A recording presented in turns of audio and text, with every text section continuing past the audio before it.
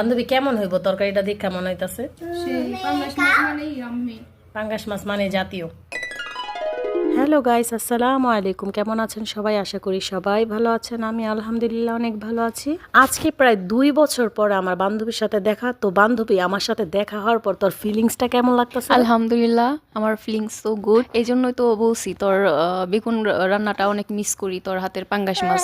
এই জন্যই তো বলছি যে পাঙ্গাস মাছ রান্না করে খাওয়া। তোর বাচ্চা থাম আগে। তো যাই হোক, আমি কিন্তু অলরেডি বেগুন রান্না বসায় দিছি। বেগুন দিয়ে পাঙ্গাস মাছ খাইবো, আর তাও আমার এত ভালো একটা বন্ধু। তো আমি অলরেডি রান্না একেবারে শেষ পর্যায়ে, মানে মশলা টশলা দিয়ে আলু কষায় নিছি, তারপরে এই যে বেগুন দিয়ে দিলাম। আমরা যখন একসাথে কোম্পানিতে ছিলাম, মানে হসপিটালে ডিউটি করতাম, তখন আমরা একসাথে অনেক মজা করতাম, তাই না রে?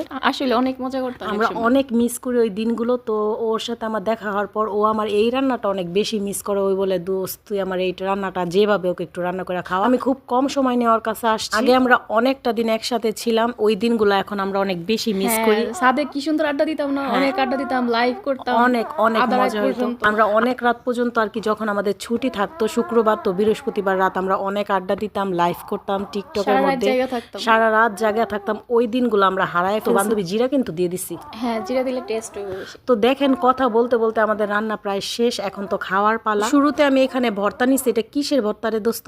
এটা মাছের ভর্তা। তো এই যে মাছের ভর্তাটা, আর এই যে আমার রান্না করা পাঙ্গাস মাছ, কেমন হয়েছে রে দোস্ত দেখতে? অনেক অনেক আর এটা কি মাছের ভর্তা? খাইতে কিন্তু অনেক বেশি মজার ছিল। এটা হইছে তোর রুই মাছ। ভর্তাটা বাহির থেকে আনা হয়েছে, আর এই যে এটা হয়েছে রিয়াদের মেজবানি খাবার। এটা খাইতে একদম বাজে ছিল, মানে গরুর মাংস। তারপরে এই যে পাঙ্গাস মাছ রান্না করছি। তো আজকের ভিডিও এই পর্যন্তই। সবাই ভালো থাকবেন, সুস্থ থাকবেন। আল্লাহ হাফেজ।